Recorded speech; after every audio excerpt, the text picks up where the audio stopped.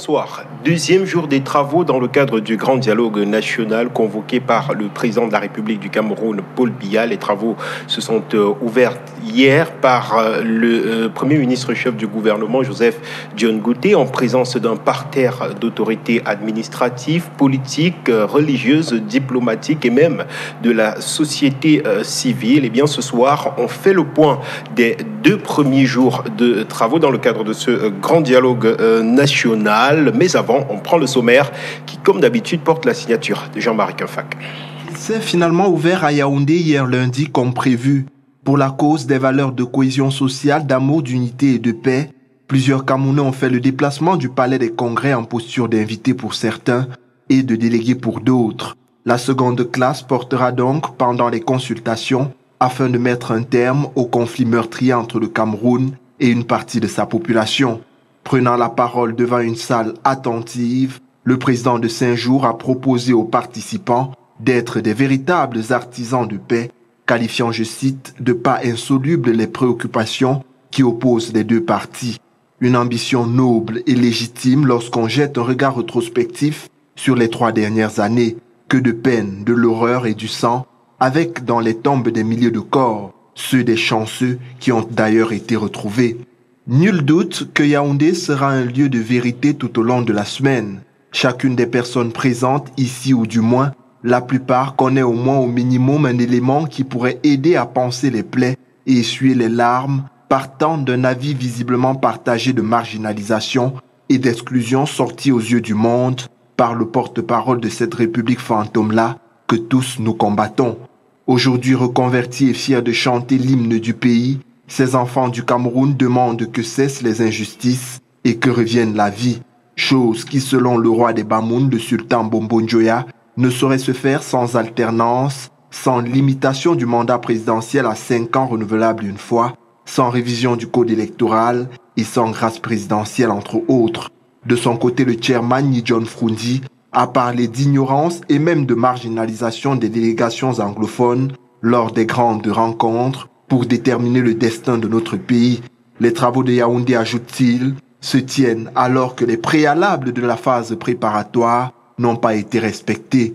Le SIF demandait, on se souvient, qu'il soit inscrit à l'ordre du jour, le problème sur la forme de l'État, que le présent forum soit conduit par une personnalité neutre et précédé d'un cessez-le-feu et d'une amnistie générale pour permettre la participation de toutes les parties principalement concernées. Le dialogue national sans exclusive pour faire court en 48 heures, c'est la porte claquée par Akérémouna. Le bâtonnet a cherché en vain dans la salle des travaux certains hommes politiques dont la présence serait indispensable. Les leaders séparatistes notamment, grands absents d'un rendez-vous inclusif qui pourtant les a exclus. Au vu de ces clichés, à quoi s'attendre dans les jours à venir au Cameroun et quelles sont les chances de voir aboutir le grand dialogue national? Invité au débat ce mardi sur le plateau de chantier politique, le président de l'organisation des jeunes militants et sympathisants du Rassemblement démocratique du peuple camerounais pour le Mfundi 2, Omali Zanga.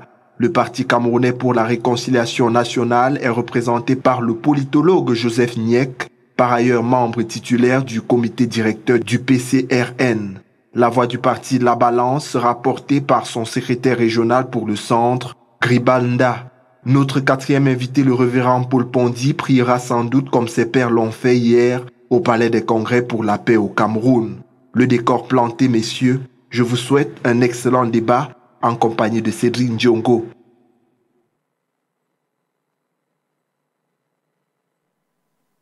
Merci à vous, Jean-Marie Kinfac. De retour sur ce plateau, j'accueille les différents invités conviés à cette table de débat. Je commence par ma gauche avec vous, révérend pasteur Paul Pondy. Bonsoir et merci de nous avoir fait l'honneur de votre présence une fois de plus à ce débat. Merci, bonsoir à tous les Africains, bonsoir à tous les millions de Camerounais qui sont réunis actuellement par rapport à cette causerie, cette réunion.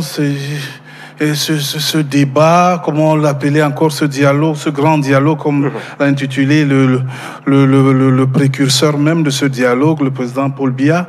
Donc je salue tout cela et nous prions effectivement le Seigneur Dieu de gloire de permettre que ces assises-là se tiennent dans des meilleures conditions, qu'il n'y ait pas de débordement, qu'il y ait la paix du début jusqu'à la fin. Et surtout que les clauses de cette réunion qui va s'achever vendredi, tous ceux qui vont arrêter soient implémentés immédiatement. On parlera des assises tout à l'heure, mais je voudrais que vous me disiez un mot sur ce drame qui est survenu en début de semaine dans la ville de Bamenda, l'assassinat d'une gardienne de prison en service à Bamenda. Elle a été kidnappée puis décapitée par les leaders, par les groupes armés séparatistes, j'allais dire. Vos impressions au moment même où se tiennent ces assises qui visent à ramener la paix dans les deux régions du nord-ouest et du sud-ouest. L'on note des escalades de violence qui continuent encore et toujours de terroriser la population. Quelle impression, selon vous? C'est effectivement la désolation quand on constate encore qu'il y a effectivement des gens qui veulent toujours saboter des efforts qui sont déployés par les bonnes volontés. Et effectivement, je suis content d'être sur ce plateau encore avec mon frère qui est en face de moi, qui était en train de me titiller la dernière fois, quand je disais que dans ces deux régions, en temps de guerre, on prend des mesures de guerre. On n'a pas besoin de réfléchir de midi à 14 heures. On utilise des méthodes de guerre. Donc je proposais qu'on prenne les enfants de ces régions-là. Et ça me réjouit encore parce que hier encore, quand j'écoutais le premier intervenant lors de ces assises, il dénonçait la marginalisation des gens du nord-ouest et du sud-ouest par rapport au concours de la police. Je dis donc, si on prenait 500 enfants dans les deux régions, chaque région 500 enfants, pour établir des forces de police de ces régions-là, on peut les entraîner étant sur le terrain. Mais c'est que ces garçons, ces enfants et ces populations revendiquent, c'est de percevoir un salaire à la fin du mois. C'est-à-dire qu'il disait hier que dans les deux concours, que ce soit gendarmerie et police, or que nous, éclairés par le Saint-Esprit, on voit ça va, Dieu nous montre ça va. Il disait qu'ils ont souvent 200 places quand il y a 2000 recrues. 2000 recrues, on met 200 places pour le nord-ouest et le sud.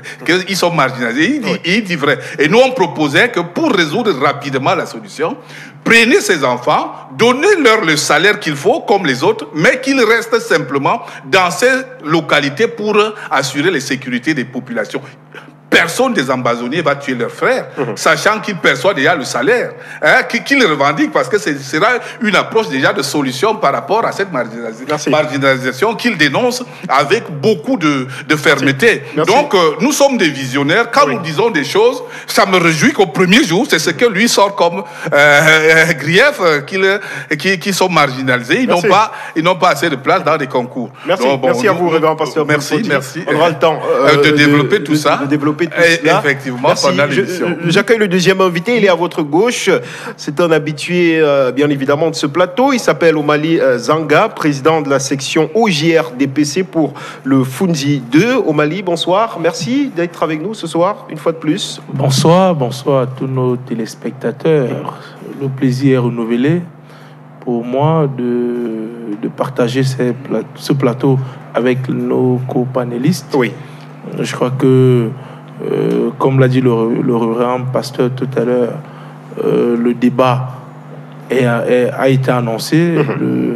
Le grand dialogue national est déjà sur les plateaux. Bien sûr. Et je crois que nous sommes très optimistes sur la suite de ce grand dialogue national. Voilà, on reste optimiste, mais avec vous, on parle du port autonome de Douala, qui a désormais un nouveau, j'allais dire, le terminal à conteneurs du port autonome de Douala, qui a désormais un nouveau gestionnaire, l'Italo-Suisse TIL, voilà, Terminal Investment Limited, qui remplace justement à ce poste le consortium Bolloré APMT. Bolloré qui s'en va avec comme un goût d'injustice. Le Bolloré fils a d'ailleurs écrit une lettre au président de la République du Cameroun comme pour exprimer cette injustice qui a précédé dans le choix, dans l'appel d'offres et même le choix du nouveau gestionnaire. Que représente pour vous le départ de Bolloré du port autonome de Douala? Est-ce qu'il faut s'attendre à une réaction du président de la République?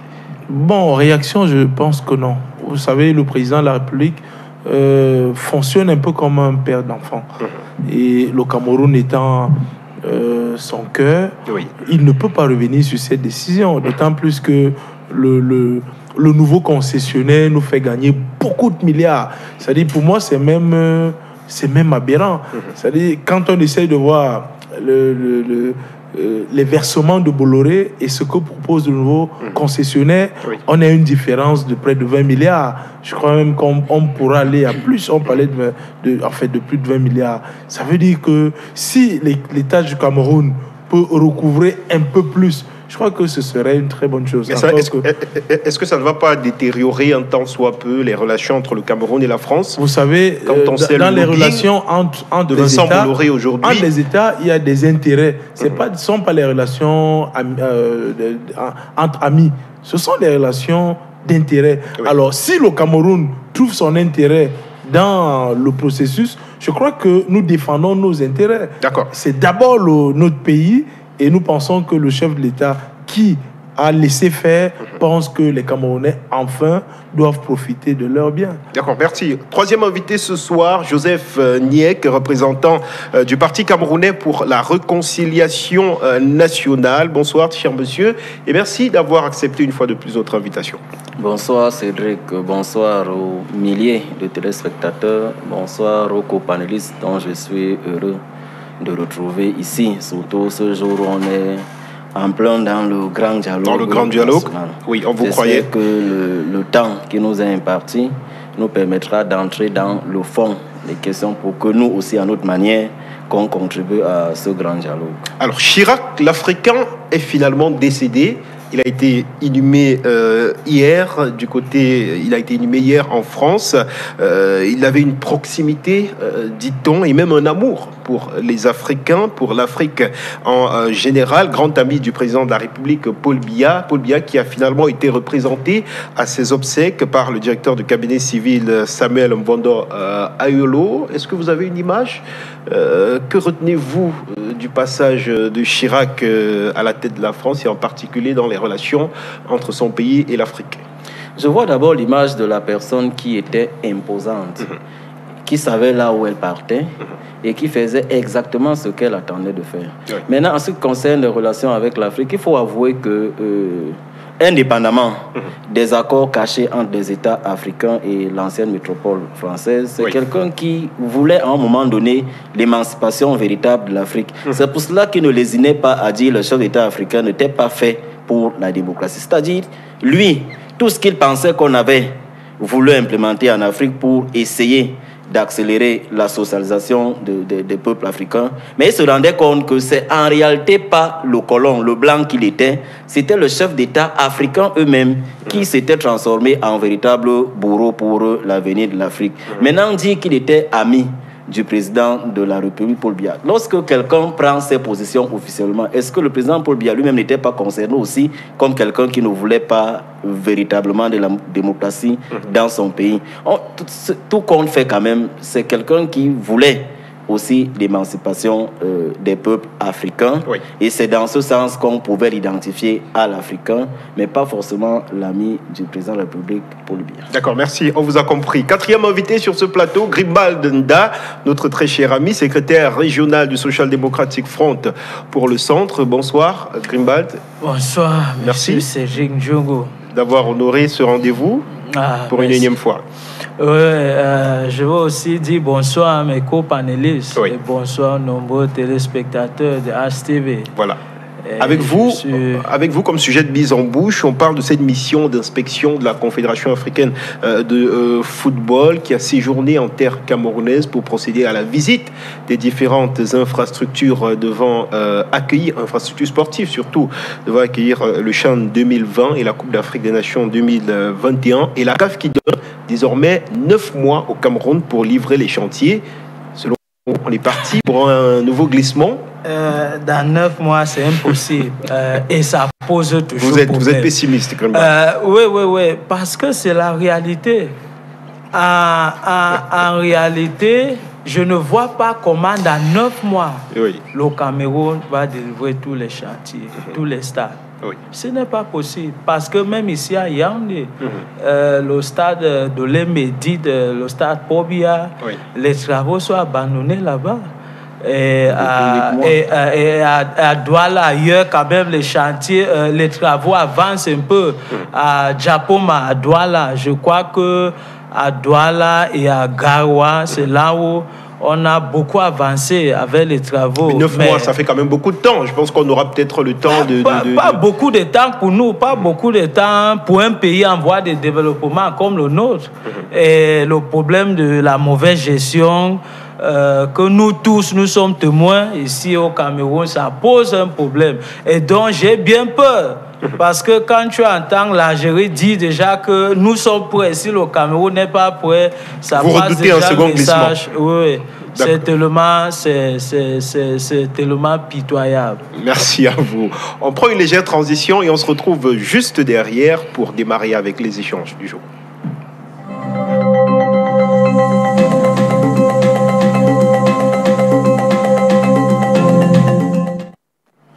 De retour sur ce plateau, je vais commencer par vous, Joseph Niek, à vous donner la parole avec les assises du grand dialogue national qui se sont finalement ouvertes hier au palais des congrès de Yaoundé, en présence, je l'ai dit, d'un parterre d'autorités diplomatiques, administratives et même religieuses. Premières impressions sur l'ouverture de ces assises. Vous êtes confiant ? Non, permettez-moi de revenir à l'annonce d'abord de la tenue de ce dialogue par le président de la République. J'ai été une fois encore surpris par les militants du RDPC qui, au lendemain, se sont mis dans leur traditionnel ballet à annoncer les motions de soutien. Sauf que les mêmes, curieusement, je ne sais pas si c'est par hypocrisie, ils n'ont jamais rejeté les motions de soutien pour dire au président qu'il faut le dialogue. Il me souvient que sur ce plateau encore, il y a moins d'un mois de cela, il y avait une représentante du RDPC qui nous disait que le dialogue n'était pas à l'ordre du jour. Donc j'ai envie de demander, parce que quand vous voulez savoir dans quel état d'esprit je me situe à l'heure où le dialogue soutient, j'ai envie, partant de ces éléments, de parvenir à la conclusion selon laquelle n'attendons vraiment rien de ce dialogue. Parce que vous voyez, le RDPC est surabondamment représenté. Et c'est ce même RDPC qui disait que le dialogue n'était pas à l'ordre du jour. Maintenant, la manière dont les choses se passent, on a vu les consultations, peut-être elles ont été intéressantes. Mais maintenant, les points arrêtés à l'ordre du jour, est-ce que ceux-là qui ont été consultés, on a pris la peine de les écouter? Mais lorsque vous regardez aussi les images passées, vous voyez un Premier ministre qui est fatigué, qui est en train d'écouter les gens. C'est vrai qu'il ne l'a pas prévu. Et lorsqu'on voit ce qui en ressort, on a l'impression que les choses ont été décidées ailleurs. Mais je ne reste pas totalement bloqué sur ces images. Je pense à un sursaut d'orgueil du président de la République. Lorsque vous voyez, tout est défini ailleurs. Je l'ai dit, peut-être c'était pas sur ce plateau, c'est la dernière chance qu'il a de sa vie, véritablement par rapport à la nation camerounaise.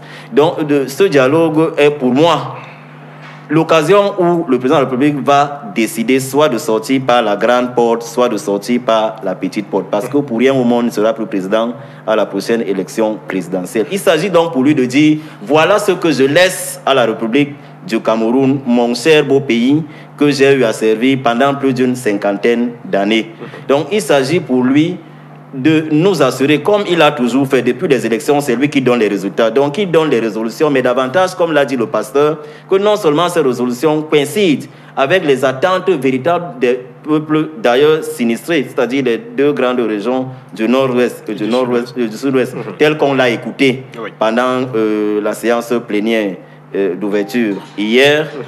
et que les résolutions qui seront prises soient effectivement implémentées, parce qu'il y a un arrière-goût de traumatisme de la tripartite. Beaucoup de choses ont été décidées en termes de résolution, mais finalement, rien n'a été appliqué. Oui. Donc, lorsque vous voyez donc cet ensemble d'éléments-là, gardons bon espoir que d'ici le dernier jour, le président de la République va donner les résolutions qui seront lues autant pour moi, mais qui seront davantage appliquées et iront dans le sens de faire revenir la paix dans les zones du nord-ouest et du sud-ouest. Donc, davantage, nous, on s'accroche aux résolutions. Merci. Grimbalda, revenons sur cette cérémonie qui inaugurait justement les différents travaux. Il y a eu ce discours fort acclamé de celui-là qui a été présenté comme l'un des leaders séparatistes sur le terrain, un ancien combattant séparatiste nommé Yannick Kawa, qui était effectivement à l'ouverture de ce dialogue. Ils ont entonné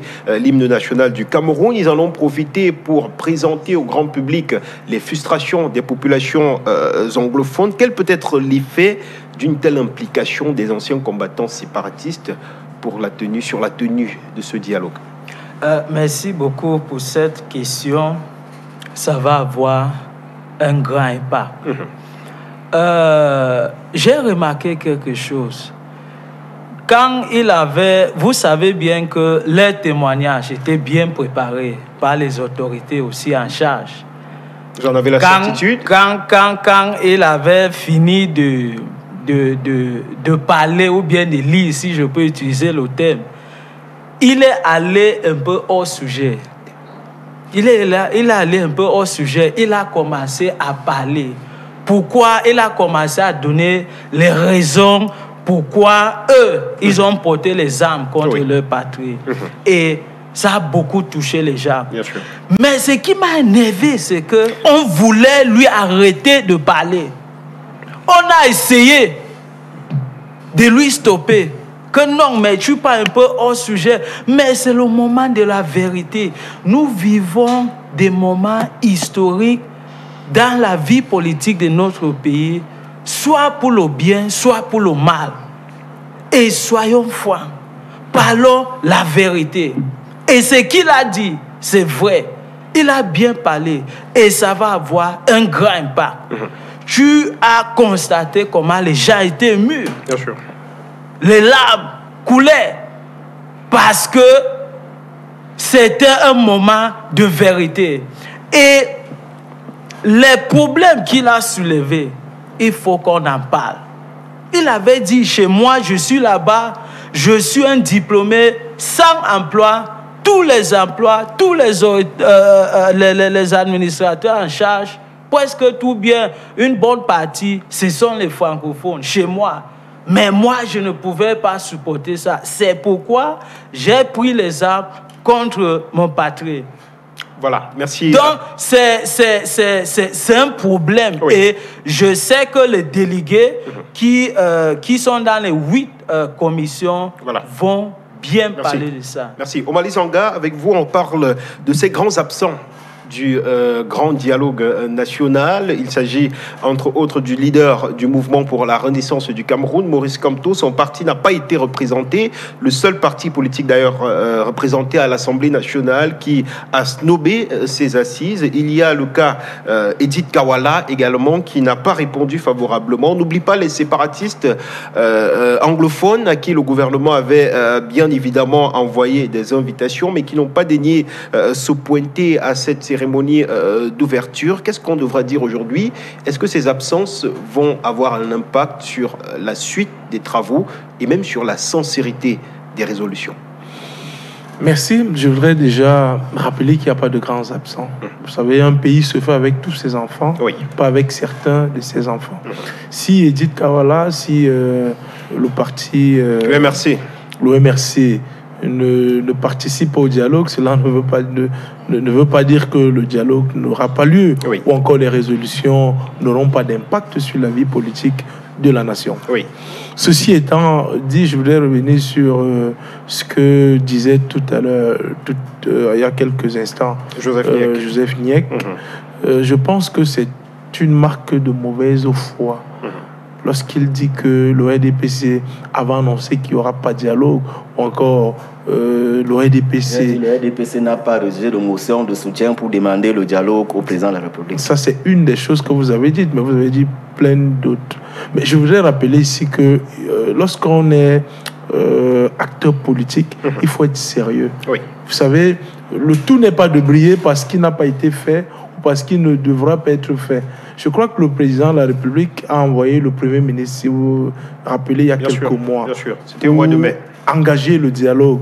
Et justement, les partis d'opposition se sont mis à raconter des âneries pour dire que ce n'était pas le président de la République, le Premier ministre avait pris cette initiative seul. Et aujourd'hui, le président n'a fait que confirmer ce qui se passait déjà sur le terrain. Rappelez-vous que... Et lui, il parle de la position de certains militants du RDPC. Mais il n'a pas parlé de certains, il a parlé du RDPC. Vous savez, lorsque... Qui pour certains n'étaient pas du tout favorables au dialogue. Vous dites bien certains, ce qui est normal. Oui. Vous savez, lorsqu'on parle de dialogue, le dialogue signifie qu'il y a des interlocuteurs. Alors, nous ne sommes pas obligés d'avoir la même vision. Nous ne sommes pas obligés d'avoir la même position. Est-ce que l'ORDPC a pris une position? Non. Si oui, l'ORDPC était favorable au dialogue. Mais hier encore, un membre du bureau politique du RDPC a donné son avis sur l'orientation du dialogue national. Oui. Ça veut dire que le RDPC n'est pas fermé, comme les autres petits partis politiques qui estiment que lorsque le leader a dit, ça se fait comme ça. Non. Oui. Je vous rappelle que le sultan roi des Bamoun est membre du bureau politique. Il n'y a rien au-dessus. Et sa position... Ça me rassure que... Vous ne pouvez pas dire lundi, vous êtes contre le dialogue, le lendemain, vous êtes contre le dialogue. Ça me rassure que votre position... change un peu, parce que vous avez parlé du RDPC. Vous savez, le RDPC, c'est un parti. Lorsque le RDPC prend une position, cette position est connue et elle est énoncée par son secrétaire général ou par son bureau politique. Mais si un individu sur un plateau de télévision estime que le dialogue n'est pas nécessaire, c'est son avis, mais respectez son avis, comme vous avez le vôtre. Revenons sur le dialogue en lui-même. Revenons sur le dialogue. Ça reste le dialogue. Voilà, ça reste le dialogue. Pour revenir sur le dialogue, je voudrais dire un mot.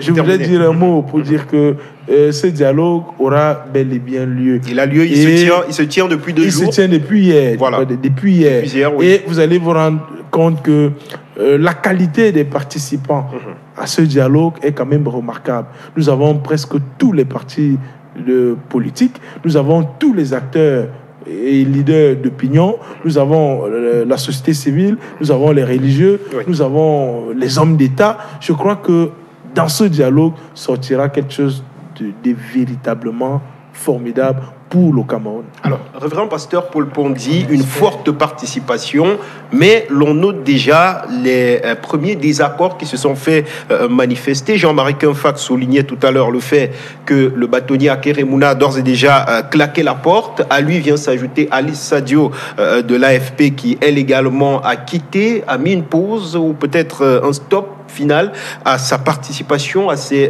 différentes assises. Les premières impressions que vous avez aujourd'hui, quand on a des démissionnaires comme cela, est-ce que ça pourra influer sur la tenue de ces assises? Je vais prendre un exemple biblique pour me faire comprendre. Oui. Jésus-Christ avait 12 disciples. Et parmi les 12 disciples, il y a 2 qui sont venus vers lui posant le problème de savoir qui était le plus grand entre eux, les disciples. Oui.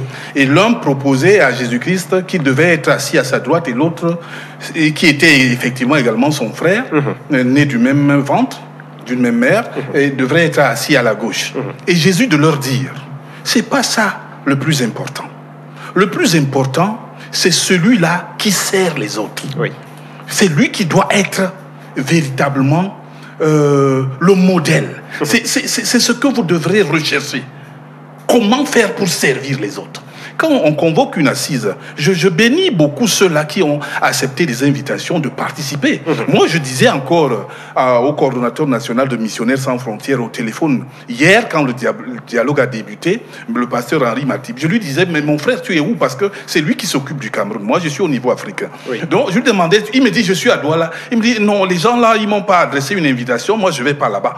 Bon, moi, j'étais désolé. Et puis, effectivement, en venant moi-même, que ce soit en route, les gens me posent des problèmes. Pasteur, mais tu devais être au dialogue national. Je dis, on ne m'a pas adressé effectivement une invitation. Déjà, nous sommes en train de faire notre dialogue ici, un dialogue télévisé. Donc, nous participons. Je dis donc, quand tu es leader d'un parti politique ou bien membre influent d'un parti politique et tu as la responsabilité de représenter ton parti lors d'une assise aussi importantissime comme ce qui se tient actuellement au Palais des Congrès et que tu déclines les invitations pour faire certains dans le populisme, vraiment, nous ne sommes pas partisans de ça. Et c'est pour ça que nous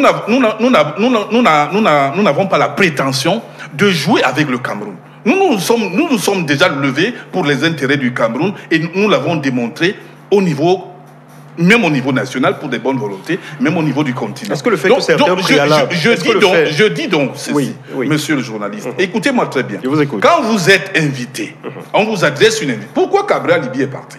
Pourquoi les autres sont partis? Parce qu'ils sont plus patriotes que ceux-là. Non, Akeremouna a été également présent. Akeremouna a été présent aux assises, tout comme Alice Sadio, mais par la suite, ils ont décidé de claquer la porte. Il y a des gens qui prennent souvent une posture politique qui veulent démontrer dans le populisme.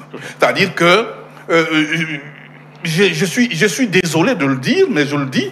On me disait l'autre jour avec une référence, c'est-à-dire véritablement une classe supérieure de l'intelligentsia africaine qui me disait que certaines personnes qui se retrouvent même derrière les barreaux parce qu'il manque beaucoup de modestie au Cameroun. C'est une personnalité africaine qui me disait ça. Et ça m'a beaucoup touché. Il a cité certains noms.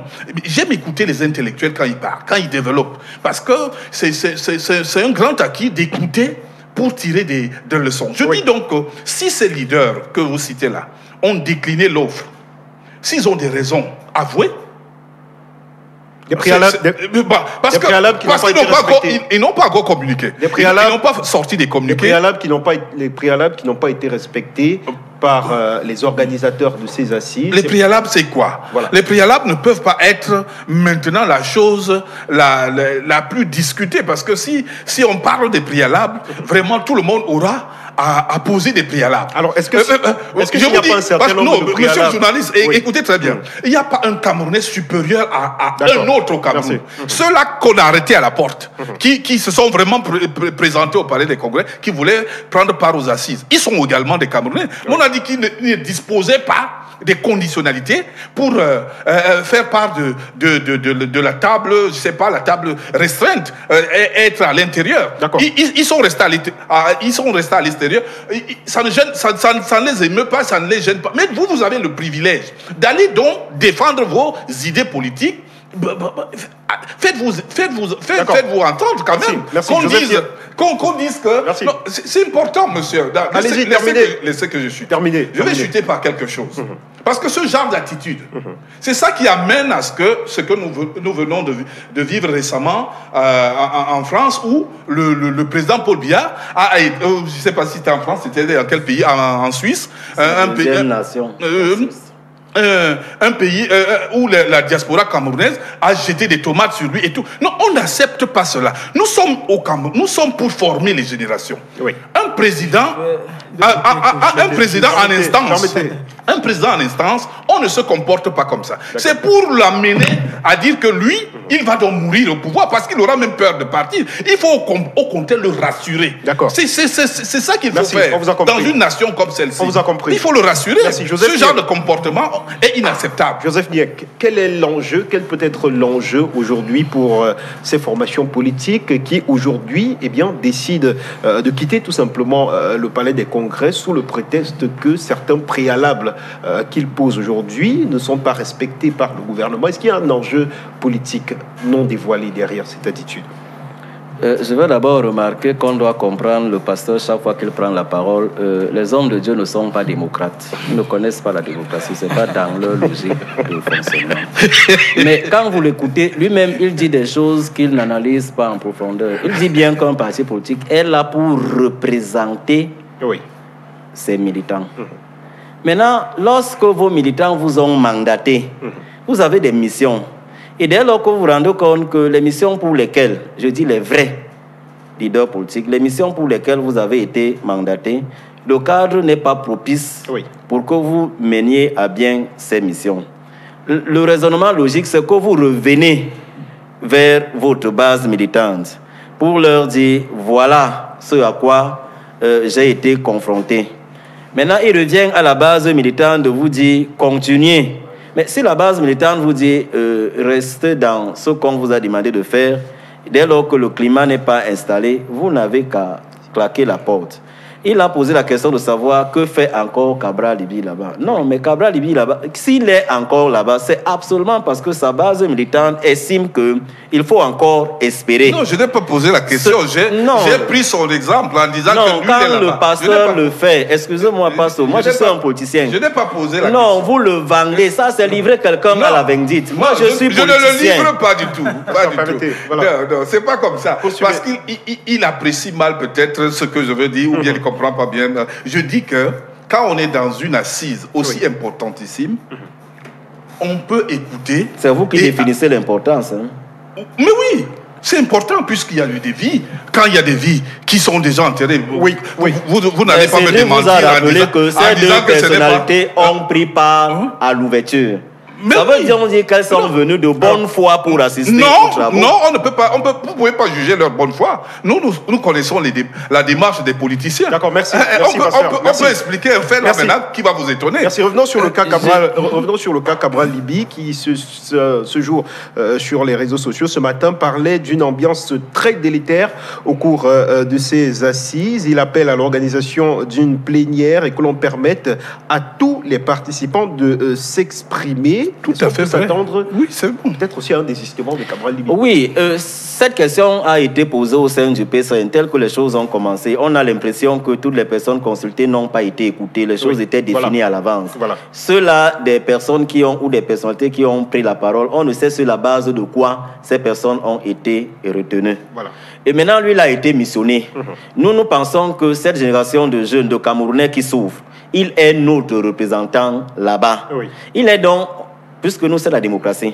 Donc, il est revenu nous dire, voilà comment ça se passe, qu'est-ce qu'il faut faire. Oui. On lui a donc dit que, mais il faut encore, au lieu de démissionner tout de suite, dire quand même exactement que ça ne va pas. Déjà, quand vous regardez les 8 points qui sont retenus à l'ordre du jour, on a vu les Joshua aussi, on a vu Ni John Fundi dire que la crise anglophone, d'abord, est une crise de la forme d'État.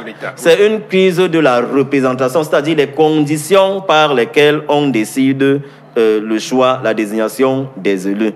Mais la grande surprise, c'est que tout ce qui touche, même le président de la République lui-même, il a dit qu'on va discuter de la décentralisation. Mais maintenant, on a déformé totalement le mot. Lorsque quelqu'un dit qu'on discute, ça veut dire qu'on revient pour évaluer si c'est pertinent ou si ce n'est pas pertinent. Mais on vous dit carrément qu'on ne discute pas sur la forme de l'État. Ça veut donc dire que les aspirations profondes de ceux-là qui ont répondu présent, concernant surtout la zone du nord-ouest et du sud-ouest, l'impression qu'on a, c'est que rien n'est pris au sérieux. On garde donc espoir que d'ici la fin des travaux, il y aura une plénière où les choses qui ont été retenues en commission, semblant ne pas aller dans le sens de retrouver la calmie, on va quand même donner une opportunité aux participants de se racheter. Mais pour nous, Cabral Libye est présent là-bas. Il a des choses à dire. Il va les dire si l'opportunité est offerte et il va assister probablement aux travaux jusqu'à la fin. Et lorsque la fin des travaux va arriver, on a prévu une conférence de presse où il dira l'impression générale qui l'anime et qui anime la plupart des personnes qui ont assisté à ces travaux. Voilà, merci. Merci Joseph Niek. On revient avec vous, Gribal Deda, sur le cas du Social Democratic Front. Le chairman Ni John Fundi, dans son discours liminaire hier, a demandé de mettre immédiatement sur pied une commission de rédaction d'une constitution fédérale. Sinon, le parti menace lui également de quitter ses assises. C'est une menace correct.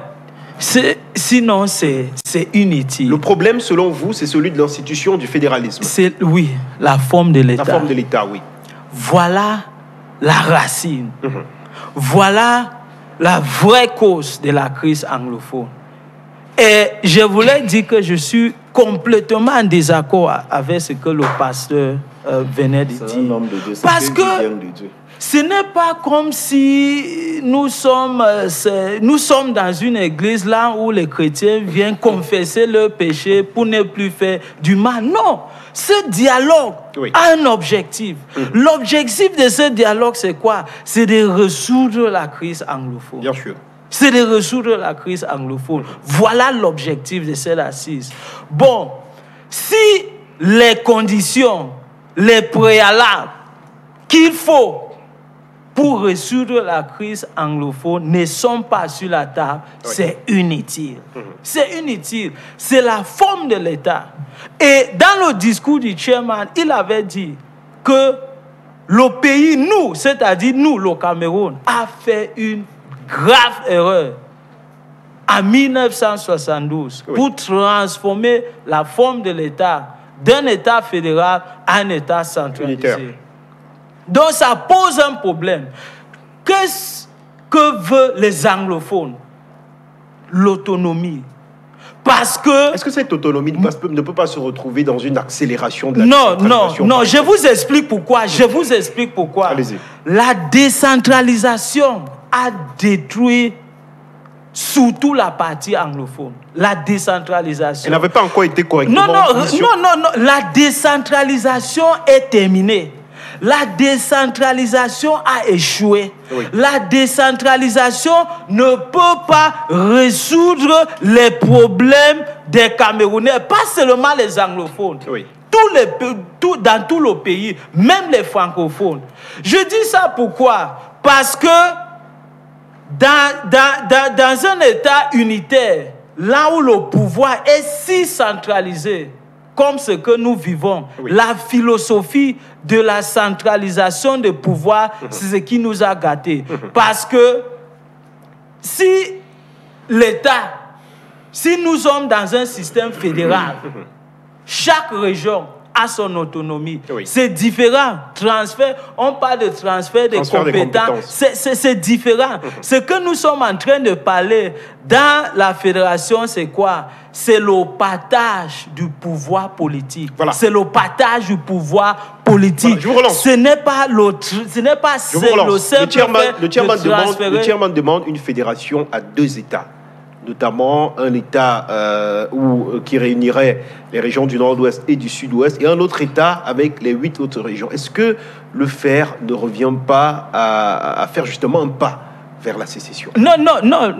Ce que le chairman dit, c'est que rentrons d'abord dans la Constitution de 1961. Mais ce que le SDF veut, ce n'est plus une fédération à 2 États, mais à 10 États. Voilà ce que le SDF veut. Mais le chairman a précisé que si nous voulons résoudre la crise anglophone, rentrons d'abord. Oui, revisitons la Constitution de 1961. Parce que, je vous dis la vérité, si vous lisez bien, si vous entrez très bien dans l'histoire de la partie anglophone, c'est-à-dire le Cameroun occidental, vous allez bien constater que l'État unitaire, la décentralisation, a détruit beaucoup des institutions des anglophones. Et ça pose un problème. On vous a compris. Réaction. Puisque j'ai été titillé... Moins d'une minute. Voilà. On n'a pas assez de temps, je dis ceci. Je ne réponds pas par rapport au titillement, mais je dis, moi j'ai déjà parcouru les 10 régions du Cameroun et je sais écouter. Et effectivement, le problème anglophone, mon frère, d'après ce que j'ai écouté, c'est que mes frères de ce côté-là se sentent floués. C'est-à-dire, effectivement, depuis 61. Moi, je suis un serviteur de Dieu. Et je fais pas je développe pas un langage de bois, une langue de bois sur les plateaux. Nous disons la vérité. Ils ont énumérer un certain nombre de griefs qui sont vrais. C'est-à-dire que depuis 61, pour eux, le fédéralisme était un accomplissement.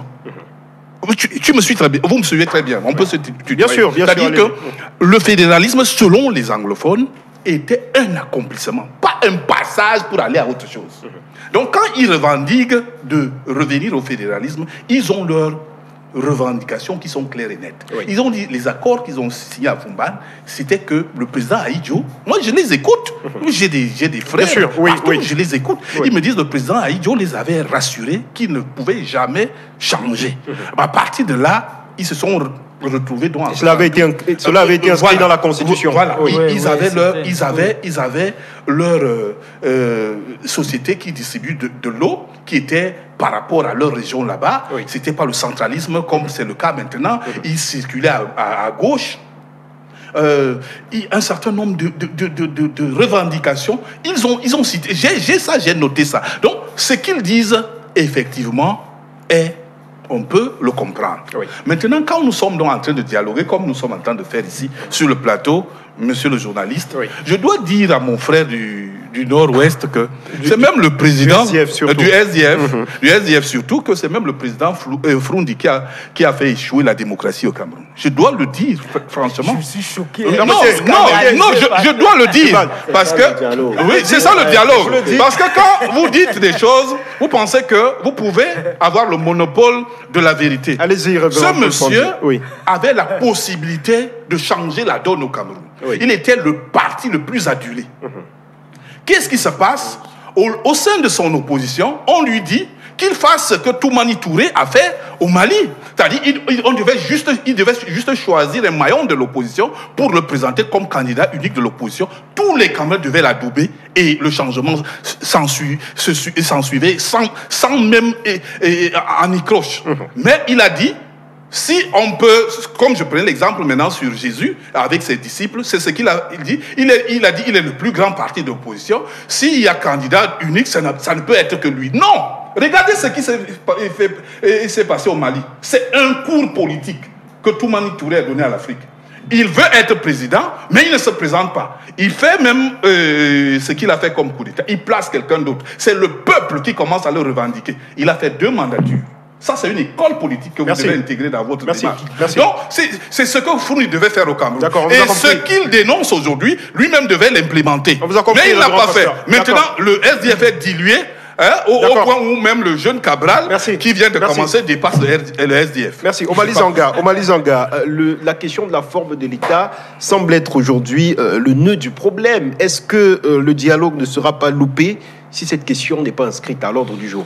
Il y a déjà plusieurs personnalités qui sont montées au créneau pour exprimer la volonté de revoir la forme de l'État décentralisé. Il y a plusieurs partis politiques, notamment le PCRN, le Social Democratic Front, Akere Mouna et bien d'autres qui revendiquent le fédéralisme. Comment comprendre qu'à ce jour, la question ne soit pas inscrite à l'ordre du jour, à ces assises? Je crois que ceux qui pensent de revoir la forme de l'État n'ont peut-être pas lu les derniers décrets de 2004 et de 2010. Parce que lorsqu'on parle de la forme de l'État, tout à l'heure, notre ami du SDF parlait du fédéralisme à 10 États. Non, le chairman a demandé un fédéralisme à 2 États. C'est connu. Et nous pouvons comprendre pourquoi le chairman demande le fédéralisme à 2 États. Non, dans le programme politique du SDF, c'est un fédéralisme à 10 États. C'est 10 États. Dans le programme politique. Je parle de sa déclaration d'hier. Je parle de sa déclaration d'hier. On rentre sur la base. Il était formel. On parle à partir il a demandé un fédéralisme à 2 États. Et vous pouvez comprendre ce que ça veut dire. Alors, revenons sur la forme de l'État. Lorsqu'on parle d'un État unitaire décentralisé, peut-être que les gens ne comprennent même pas le concept. L'État unitaire décentralisé, en réalité, n'est même pas différent du fédéralisme. C'est pour ça que les analystes sérieux pensent que le Cameroun se retrouve dans cette situation parce que la décentralisation a pris beaucoup de temps. Elle n'a pas été implémentée comme il se devait. La Constitution de 96 fait du Cameroun un État unitaire décentralisé. Mais nous sommes en 2019. Nous sommes en 2019. Non, le problème, c'est quoi? Le problème, c'est que lorsqu'on parle également de décentralisation, pour ceux qui ont des bribes, savent que la décentralisation ne se fait pas du jour au lendemain. Il faut préparer les Camerounais. Je vous rappelle qu'entre 2010 et 2017, l'État a fait des virements de près de 200 milliards. Or, sur le terrain, on ne ressent pas. Cette année précisément, le gouvernement camerounais a été obligé d'annoncer les virements dans chaque commune qui sont de 100 millions par commune. Or, rentrez dans vos communes et évaluez les 100 millions. Vous allez vous rendre compte que les 100 millions ont eu des projets, mais on ne les ressent pas. Ça veut dire que, pour le moment... Est-ce qu'il ne faut pas changer le logiciel, finalement, puisque ça ne marche pas? C'est pour ça que le sultan, au roi de Bamoun, a dit qu'il ne fallait pas être réticent. C'est-à-dire que l'État ne se comporte pas comme un père auprès de ses enfants. Non, les Camerounais ne sont plus des enfants. D'accord. Que la décentralisation soit effective. Parce que le pouvoir reste centralisé, justement parce qu'on a l'impression que si la décentralisation est totalement faite, peut-être les Camerounais ne sauront pas comment gérer. Oui. Je vous rappelle qu'à l'Est, nous avons des communes à l'Est où quelqu'un est, je ne sais pas, maçon, pas de rien pour être maire. Donc, il faut même déjà, pour moi, pour que cette décentralisation soit effective, il faut redéfinir ce que c'est qu'un maire. C'est-à-dire, il faut mettre, comment je vais dire ça, définir ses missions. Non, pas ses missions, c'est-à-dire des critères. Voilà. Il faut redéfinir les critères pour être maire. Parce qu'il y a quand même un minimum qu'il faut avoir. Je crois que jusqu'ici, c'est ce qui bloque. Merci. Sur la forme de l'État, je disais tout à l'heure, le PCRN propose le fédéralisme, mais un fédéralisme tout à fait particulier qui a quand même suscité beaucoup de polémiques sur les réseaux sociaux, puisque l'on a l'un des représentants sur ce plateau. Il pourra peut-être nous en dire plus. Le fédéralisme communautaire, vous dites. De quoi s'agit-il de manière claire? J'ai d'abord envie de demander au président Omar Zanga s'il a une ambition politique, c'est-à-dire s'il veut être maire ou député. Je doute, vraiment. Parce que lorsqu'il parle de la décentralisation en essayant de faire des leçons de décentralisation, pense-t-il qu'on doit organiser un grand dialogue national pour parler de la décentralisation où tout le monde demande que ça soit accéléré? On n'a pas besoin d'organiser un grand dialogue national pour ça. Parce que tout le monde dit toujours accélérons, Pasto. Est-ce qu'on a besoin de convoquer les gens pour venir encore dire accélérons? Ça veut dire qu'il y a problème quelque part. Oui. Maintenant, il est en train de parler d'argent. Je comprends, je sais quand même que quand on voit le nombre de militants qui vont en prison ou RDPC, on se rend compte qu'ils sont réduits à l'argent. Pour lui, quand il voit la décentralisation, il voit l'argent. Il va même plus loin dans ce qu'il a appelé un temps lui-même ici. Quand il parle de 200 milliards, le budget de l'État, c'est combien? Si en 10 ans, ce n'est que 200 milliards qu'on met à la disposition des collectivités. Je n'ai pas parlé de 10 ans. Je vous de 7 ans. Il a dit de 2010 à 2017. C'est 7 ans. Oui. Le budget de l'État de Cameroun, c'est combien de milliards? Trop petit. C'est combien de milliards? Et que vous ne mettez que sur 7 ans 200 milliards, mais c'est insulter la collectivité territoriale. Bon, je suis convaincu qu'il ne sait pas de quoi il parle. Parce que non seulement il n'a pas d'ambition dans ce sens, c'est ce que vous croyez. Parce qu'il ne sait pas vraiment de quoi il parle. Parce que lorsqu'on dit dans la Constitution que c'est un État décentralisé, ça veut dire que le corps de la République maintenant, ce sont les collectivités territoriales décentralisées. Ça signifie que lorsque vous arrêtez un budget de 5 500 milliards, vous mettez au bas mot 300 milliards par an à la disposition de ces collectivités territoriales. Moi, je n'ai pas envie de parler de questions d'argent. Nous étions au niveau du fédéralisme communautaire. Oui. Lorsque nous avons écouté le président de la République, il a dit que les grandes assises avaient pour principal point à l'ordre du jour la résolution de la crise dans les régions du Nord-Ouest et du Sud-Ouest. Oui. La question principale qu'on doit se poser, c'est que quel est le problème principal des ressortissants de ces régions? Mais ils vont vous dire la marginalisation. Mais ce qu'on ne dit pas suffisamment dans la marginalisation est même déjà mentale. Lorsque vous êtes 2 contre 8, quel que soit ce qu'on vous donne, vous avez totalement l'impression que vous ne ferez jamais un bras de fer. Oui. Et le camarade du SDF a posé un cas clair ici. Quand vous avez quelqu'un qui vous dit qu'il est diplômé, Mais il n'y a que les francophones qui sont recrutés. Mais qu'est-ce que vous voulez? Ils sont 8 contre 2. Donc, en termes numériques, ils doivent toujours être surreprésentés. Oui. Donc, c'est pour cela que on s'est donc posé la question de savoir véritablement qu'est-ce qui peut faire que les anglophones sortent de la marginalisation un jour. Oui. Mais on doit avoir le courage de dire que les anglophones n'étaient pas anglophones au départ. Les francophones n'étaient pas francophones au départ. C'était des communautés. Oui. Et qu'on va se rendre compte que quelle que soit la formule qu'on va prendre, chaque fois qu'on va garder les Camerounais dans la captivité coloniale francophone, anglophone, on n'aura jamais résolu le problème. Pour donc résoudre définitivement le problème de la marginalisation anglophone, il faut que les Camerounais cessent de réfléchir en francophone et anglophone. Il faut qu'ils s'identifient à des communautés auxquelles ils ont toujours appartenu et dans lesquelles ils vivent toujours. Et maintenant, lorsqu'on dit le fédéralisme, parce que lorsque nous disons le fédéralisme communautaire, oui, nous ne parlons pas du fédéralisme classique. Le fédéralisme classique voudrait absolument qu'il y ait les États fédérés. Et chaque État fédéré a son gouvernement, oui, a son parlement. Et on a une urgence de la construction de l'union nationale. Et cette revendication se pose à un moment où il y a accélération sur les revendications sécessionnistes. Oui. Ça va donc que lorsque vous mettez ces gens dans leurs environnements, en leur donnant l'idée de vivre dans un environnement étatique, oui, avec un État, un parlement, on court droit vers la sécession. Alors, sous quelle forme? Autre chose. Quelle est la forme? Je suis en train d'expliquer, oui, pour qu'on essaye de comprendre, oui, oui, la profondeur de la pensée, oui, de ces jeunes du PSRN. Contrairement à ce qu'on pense que c'est une jeunesse passive, nous on réfléchit vraiment pour le Cameroun et nous comptons prendre ce pays pour le gérer. Donc j'étais en train de dire, le Cameroun traverse une crise énorme, parce que vous voyez même le stade Olembe de Poulbia est en arrêt parce qu'il n'y a pas d'argent.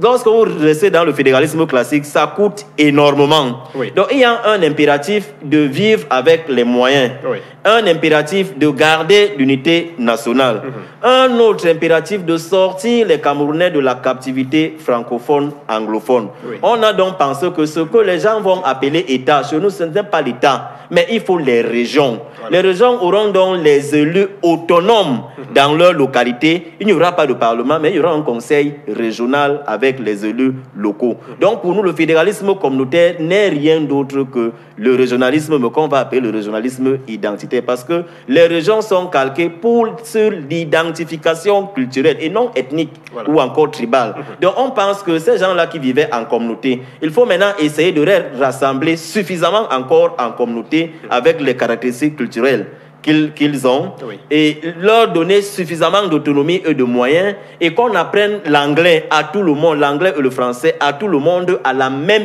vitesse.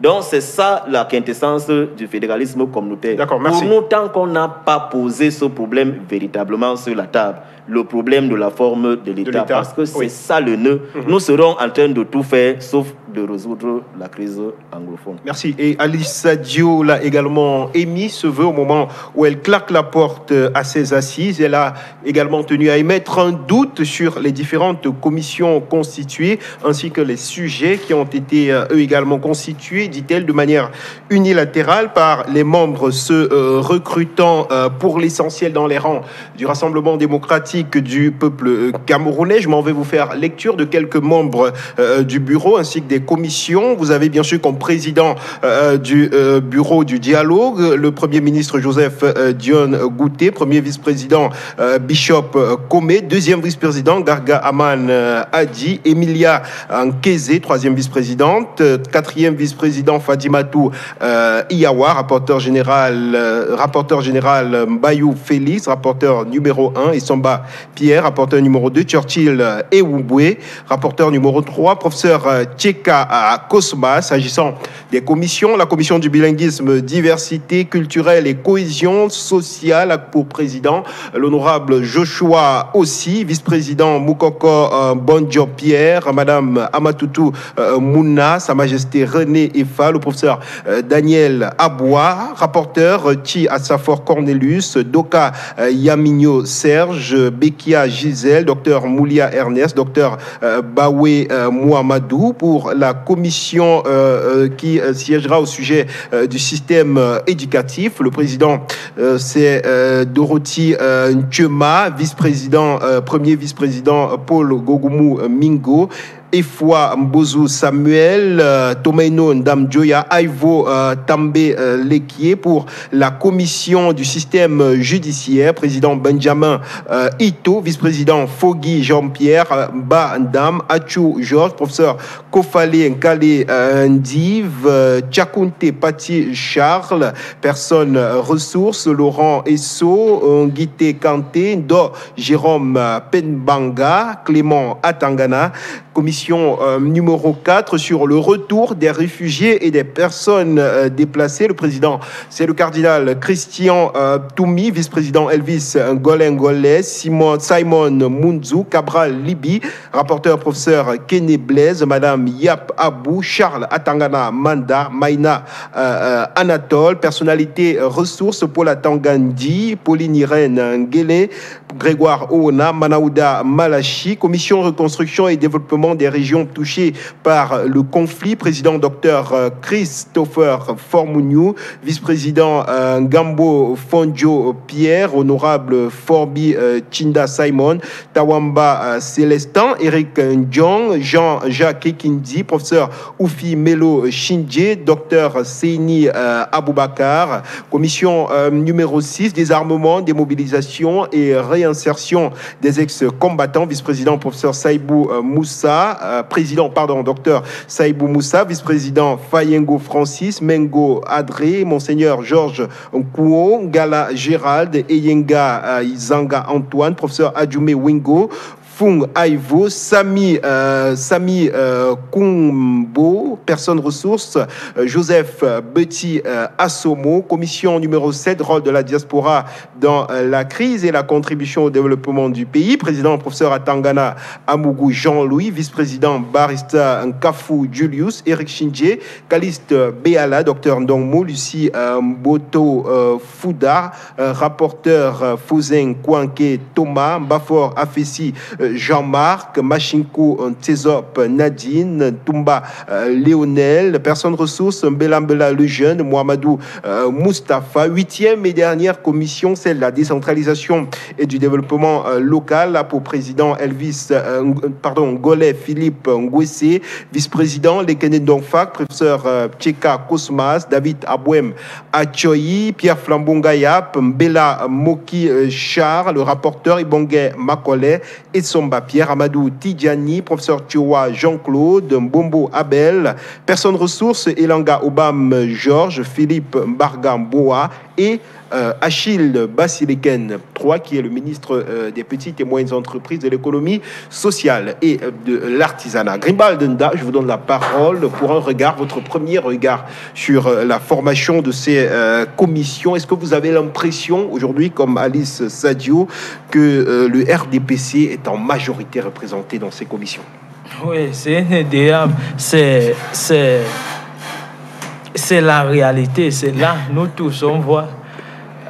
Certains disent même que c'est un congrès du RDPC et que si le RDPC est incapable d'organiser un congrès, pourquoi alors prendre en otage? Je rappelle que Joshua aussi est président de la commission. Joshua aussi, le premier vice-président du SDF, est président de la commission du bilinguisme diversité. Il faut bien comprendre la philosophie du gouvernement. Oui. De temps en temps, je vais dire RDPC gouvernement parce que c'est la même chose. État parti. Oui. Je l'ai dit ça ici. Et je le dis toujours ici, sur ce plateau. Quand on regarde bien, c'est comme le Conseil constitutionnel. Oui. Il y a 11 membres là-bas. Presque tout le monde là-bas sont les cadres du RDPC ou bien les anciens militants du RDPC. Si vous voulez, on prend une seule personne ou deux ou trois, on met à côté que lui aussi, c'est un ancien membre de telle formation politique. C'est comme ça que le RDPC fonctionne. On prend Joshua, on lui met là-bas, on dit non, il vient du SDF, ainsi de suite. Mais c'est le RDPC. Et vous savez pourquoi? Le RDPC a peur.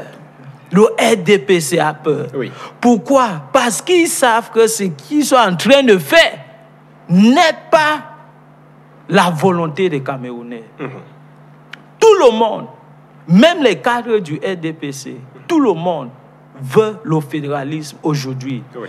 Le fédéralisme éclairer un peu, n'est pas une forme d'État qui va s'acheminer vers une séparation, non. Oui. Ou bien vers une sécession. Non. Ce qui est important, c'est la qualité de vie des êtres humains, et ici, dans ce cas, des Camerounais. Voilà ce qui est important. Quand nous sommes en politique, Aristote, il avait bien défini la politique. C'est la gestion de la cité. L'acte de gérer la cité. Oui, l'acte de gérer la cité. Pourquoi? Afin de donner tous les moyens à des citoyens de mener leur vie, de vivre bien. Voilà l'objectif. La partie anglophone ou bien les anglophones, c'est faux. Cette philosophie, mon frère vient de le dire, non, c'est faux. Personne ne veut pas que le Cameroun se sépare. Non, c'est faux. Tout ce que les anglophones veulent, c'est quoi? C'est la bonne gouvernance. Oui. C'est la bonne gouvernance. Si je peux envoyer mon enfant à l'école, si je peux envoyer mon enfant à l'hôpital, si je peux avoir l'eau, le courant en temps, voilà ce que nous voulons, et le fédéralisme pour faciliter tout ça. Je veux un peu expliquer quelque chose, parce que la partie francophone ne comprenne pas bien ce que les anglophones ont subi. Par exemple, moi je vous donne un exemple. C'est comme si tu viens du ciel et tu tombes dans l'enfer. C'est comme ça que les anglophones se voient. Oui, parce que au Cameroun occidental, il y avait beaucoup de facilité là-bas. Il y avait beaucoup. Il y avait beaucoup. La chambre des chefs traditionnels, the House of Chiefs. Et il y avait même le Public Works Department. Il y avait des saisons où les ingénieurs, les techniciens, dans la partie anglophone, maintenaient la route. Mais voici ce que l'État unitaire a fait. L'État unitaire a détruit les rêves. Si tu vois le plan de tous les 13 départements dans la région anglophone du Cameroun, moi je vous dis, c'était 25 ans. Si aujourd'hui, le Cameroun devient un État fédéral, moi je vous dis que la partie anglophone, dans 10 ans seulement, va devenir comme des villes européennes. Merci. 30 secondes, réaction, Joseph Biek, après on revient à vous. Juste une réaction. Oui, je voulais pas davantage parler du fédéralisme communautaire, mais de donner raison en partie à mon camarade du SIF et même à M. Zanga du RDPC. Le contexte, le fédéralisme en soi n'est pas facteur de séparation, mais c'est le contexte dans lequel il est posé. Oui. Parce qu'il faut avouer que la menace sécessionniste pèse. Entre les personnes qui sont frustrées, perdues, elles peuvent être récupérées en choses qu'on ne pourra pas contrôler. Donc il faut absolument tenir compte des spécificités qui sont d'ordre managérial sur ce côté du Cameroun, qui réclament pour la grande majorité l'autonomie avec force, et s'assurer aussi qu'en donnant l'autonomie, nous ne sommes pas en train d'encourager la sécession. C'est pour cela que lorsque vous allez comprendre l'essence même du fédéralisme communautaire qui demande qu'on quitte de la captivité anglophone, francophone, et qu'on remette les gens ensemble en leur donnant l'autonomie, on va faire un bond. Donc c'est pas si mauvais quand il dit qu'il y a un risque de sécession. Il pèse, mais en même temps, il est urgent aussi de tenir compte de ce que les Camerounais doivent se reconnaître dans leurs environnements. Alors, révérend pasteur Paul Pondy, un dialogue à forte coloration RDPCiste. Est-ce que vous avez l'impression que c'est le cas? Et quel peut en être l'effet sur la sincérité des résultats? Je vais d'abord lire cette pensée ivoirienne et qui dit que si en Afrique, deux inconnus peuvent se marier dans une cérémonie arrangée par des familles qui s'estiment, il ne peut pas être question pour deux États. Qu'est-ce que ça veut dire? Effectivement, quand ces frères-là revendiquent un certain nombre de choses que j'estime également vraies, c'est-à-dire qu'on ne peut pas, comme il prenait un exemple maintenant, dire que il se considère comme quelqu'un qui quitte le ciel, je ne sais pas s'il a déjà vu, et qui tombe en enfer. Effectivement. Donc, ils avaient certains privilèges par rapport au niveau de leur fonctionnement quotidien, la justice et tout. Ils avaient leur méthode système anglo-saxonne qu'ils aiment beaucoup, mais qui est maintenant questionné et questionnable. Donc, ils ne se retrouvent plus, ils ont des problèmes. Ça, il faut... Et je suis content de l'approche du chef de l'État qui dit que c'est d'abord la priorité. Bon, et quand nous lisons donc ces noms-là, comme on les a écoutés, tous ces noms que vous avez fait défiler là, c'est des éminences. En matière de connaissances, vraiment, c'est des éminences. Mais sont-ils légitimes pour mener un dialogue sincère? Là est la question. Bon, maintenant, là est toute la question. Et vous savez que, comme je vous disais maintenant, selon Dieu, la politique, c'est effectivement servir le prochain. Mais les hommes ont dénaturé le sens même de la politique. Dans la Bible, vous pouvez voir un homme comme David, il était politicien. Mais aujourd'hui, la politique, il faut aller faire entrer dans une secte. C'est devenu une affaire du diable. Donc, dans la position actuelle, où certains boivent du sang, il faut le dénoncer. Je suis dans une secte. Non, certes, je dis bien certains. Il vous a pas cité. Non, je ne vous cite pas. Comment vous aimez toujours me titiller? Je dis certains boivent du sang, parce que j'ai vécu une scène macabre au Nigeria par rapport à ce que je dis là. Donc, certains dont sont coupés complètement de la réalité divine en ce qui concerne la gestion de la cité et de tout ce qu'elle renferme, qui est noble. C'est-à-dire que l'affaire de la police, ça devait être une affaire des gentlemen, des hommes qui se sentent vraiment nobles dans leur esprit, dans leur tête, dans leur fonctionnement, pour gérer les militants du PCL. Pour gérer les autres. Une affaire où... Mais aujourd'hui, donc, si ces éminences, certains qui sont là, essayent de fausser leur carte de visite ou bien leur CV, dire maintenant qu'ils ne sont plus ce que nous on voit là, mais ils sont des corrompus, ça ne va rien donner.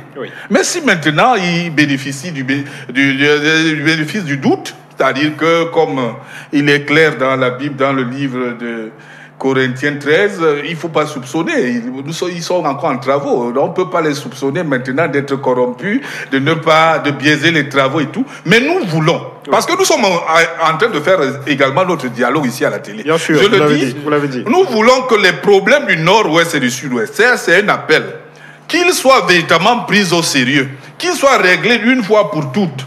S'ils avaient à marcher à gauche avec leur véhicule avant, s'ils avaient leur société d'eau, comme j'ai écouté certains qui m'ont présenté un certain nombre de doléances, de choses qu'ils avaient, qui rassuraient leur quotidien et qui faisaient en sorte qu'ils étaient autonomes selon leur pensée, leur manière de voir les choses, la justice.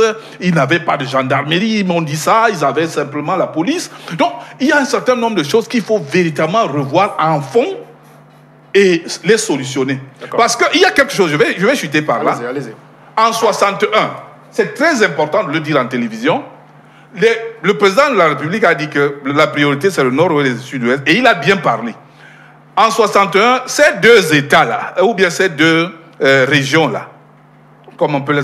Parce qu'au Nigeria, c'est effectivement les États, on les appelle l'État, comme je circule partout là-bas. Donc, ces deux régions ont signé un accord avec l'État du Cameroun, avec le reste de la partie, et c'est à base de ça qu'ils sont devenus Camerounais.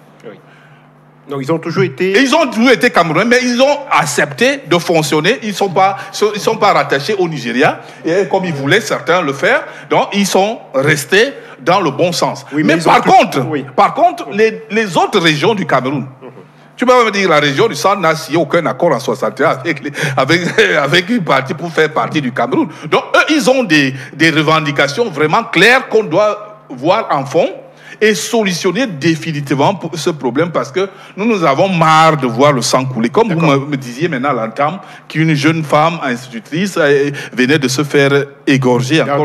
Gardienne de prison. Voilà des choses que nous ne voulons plus voir. Ceux-là qui veulent récupérer encore un tel événement où on parle du dialogue pour commettre de telles atrocités, nous sommes vraiment Non, ne sais même pas, il nous manque de mots pour condamner de tels actes. D'accord, merci. Donc, nous disons véritablement que... Non, il faut le marteler. Dites-le. Oui, parce que c'est vous qui avez cité les noms. Il nous reste plus assez de temps. Voilà. Vous avez cité les noms. Oui. Il faudrait donc, nous interpellons ces noms de penser qu'ils sont les représentants de toute une république. D'accord, merci. Qu'ils ne mangent pas pour rien là-bas, qu'ils fassent quelque chose où tous les Camerounais seront fiers. D'accord, merci. C'est un appel. Omali Zanga, il y a cette sortie, j'allais dire, du sultan Ibrahim Bombo Njoya qui a suscité beaucoup de polémiques. Lui qui a posé entre autres propositions l'alternance au pouvoir comme étant l'une des solutions qui pourra mettre véritablement un terme à cette situation que nous vivons aujourd'hui. Il y a également la question de la limitation des mandats. Il propose un mandat de 5 ans renouvelable une seule fois, révision de la Constitution, élection à 2 tours, révision du code électoral, grâce présidentielle pour certains prisonniers. Votre réaction? Il s'agit d'un désaccord au sein du RDPC, cette sortie du sultan Bombo Njoya. Vous disiez tout à l'heure qu'il est membre du bureau politique du RDPC. Non, je ne voudrais pas qu'on parle de désaccord, parce que le RDPC n'est pas une secte, c'est un parti démocratique. Oui. Mais à l'intérieur, il peut y avoir des désaccords. Mais c'est normal qu'il y ait des désaccords. Voilà. Si nous sommes dans un plateau de télévision et que chacun ait son opinion, mais nous sommes des hommes. Oui. Nous pensons différemment. Je ne sais pas pourquoi, à chaque fois qu'un membre du RDPC va donner son opinion, qu'on pense que cela engage forcément le RDPC. Le RDPC est un parti démocratique. Mais je voudrais déjà, avant de répondre à la question, revenir sur la liste. Je crois que c'était un procès d'intention. Et c'est un peu choquant pour nous, Camerounais. Vous ne reconnaissez pas plusieurs de vos camarades dans cette liste? Non. Au contraire, vous venez de lire, de donner lecture de cette liste. Quand on essaie de la revisiter, on se rend compte que les Camerounais de la partie anglophone du nord-ouest et du sud-ouest sont représentés à près de 90%. Essayez de lire, essayez de revoir. Mais de quel bord politique? Voilà, il dit bien 72. Le problème n'est pas le bord politique. Le problème, la question... Le problème n'est pas le bord politique. Le problème, c'est la question anglo. Attendez, s'il y a fédéralisme, vous allez les chasser. Que comme ils sont du RDPC, ils ne font plus partie du nord-ouest et du sud-ouest. Ce sont les fils du nord-ouest et du sud-ouest. Maintenant, s'ils sont majoritaires... Ils ne voulaient pas qu'on en parle. Non, c'est pas qu'ils ne voulaient pas. C'est qu'ils estiment que leurs frères de ces deux parties du pays sont venus avec des revendications sécessionnistes. Vous semblez oublier que lorsque l'OSG parle de fédéralisme, c'est parce qu'ils ont estimé que leurs propres frères sont dans les extrêmes. On ne peut pas diviser le Cameroun. La revendication était sécessionniste. Vous avez vu le drapeau du Cameroun piétiné, brûlé. Il y a eu l'hymne ambazonien, il y a eu le drapeau ambazonien. Pourquoi vous voulez éluder cette partie? Lorsqu'on parle de fédéralisme, c'était pour apaiser, pour dire qu'en fait, on ne veut pas la sécession, mais on veut le fédéralisme. Mais non. Non, ça c'est une mauvaise lecture. Non, c'est pas une mauvaise lecture. Non. C'est une mauvaise lecture. Lorsque le problème anglophone commence. C'est la séparation. Mais c'est ce qu'ils ont revendiqué. Je vous en prie. Sisikou Ayuk Tabe. Ce sont les extrémistes. Sisikou Ayuk Tabe était président de quoi? Du Cameroun. Non, ils sont allés former leur groupe. Vous estimez qu'ils ne sont pas fils de là? Non, vous voyez donc. Ils sont allés former leur groupe ailleurs. Ce n'est pas les anglophones. Les anglophones ne veulent pas la sécession. On ne s'écoute plus, je vous en prie. Est-ce que c'est votre groupe? Non. Je vous en prie. L'impression que vous voulez donc donner. L'impression que vous voulez donc donner. Parce que vous avez dit tout à l'heure qu'ils sont du RDPC. Donc vous estimez que c'est vous du SDF qui avez raison. Mais c'est eux qui empêchaient les autres partis politiques mais les ambazoniens, eux aussi empêchaient. Les ambazoniens ne veulent pas le fédéralisme. Je vous en prie, oui. Les ambazoniens, on a l'impression qu'on a 3 groupes. On a un grand groupe qui veut la sécession, l'État ambazonien. On a un petit groupe qui veut le fédéralisme, c'est-à-dire le Donc vous dites que la majorité, je vous en prie. Donc vous dites que la majorité des anglophones est pour la sécession. C'est bien ça? Non, c'est pas ce que je dis. Oui. En fait, moi je reviens à ce qu'il a dit tout à l'heure. Ce que je dis, c'est que les anglophones du nord-ouest et du sud-ouest veulent qu'il y ait accalmie. Moi, je connais des familles qui sont ici à Yaoundé, qui dorment 20 par chambre, qui n'arrivent même pas à manger. Pas parce qu'ils sont pauvres, mais parce qu'ils ne peuvent pas retourner chez eux, parce que les enfants n'arrivent plus à aller à l'école, parce qu'il y a un certain nombre de dysfonctionnements. Et quelles sont leurs revendications? Ils s'en foutent même du fédéralisme ou de l'État ambazonien. Ils veulent vivre en paix. Lorsque vous écoutez les anglophones de cette partie, ils ne sont pas dans les revendications politiciennes. Alors, ils veulent la paix. Alors, je vous relance. Est-ce que s'il y a retour, si la paix retourne effectivement, sans que des réformes ne soient implémentées pour prévenir justement ce type de situation dans l'avenir, est-ce que si des mesures ne sont pas prises, on ne risque pas de tomber dans ce risque d'enlisement de la situation telle qu'on le vit aujourd'hui dans le nord-ouest et le sud-ouest depuis 3 ans déjà? Je crois que voilà la question de fond. Voilà la question de fond. C'est pour ça que j'ai dit ici que pour résoudre ce problème, et c'est où je rejoins le sultan Roi des Mamoun, il faut l'alternance au pouvoir. Au-delà de l'alternance. Ça va l'alternance, ça vous semble un critère pertinent? Extrêmement pertinent. Le président de la République n'est pas éternel. C'est-à-dire que même physiquement, il partira. Donc le problème d'alternance, c'est un problème qui va se résoudre, que ce soit naturel, il devra commencer par se l'appliquer lui-même, peut-être. C'est pour ça, c'est pas un problème. En ce moment, il est élu. Il a le temps de reformer, comme disait Joseph Niek. Il a la possibilité de laisser un Cameroun en paix. Et laisser un Cameroun en paix, c'est de faire un certain nombre de réformes.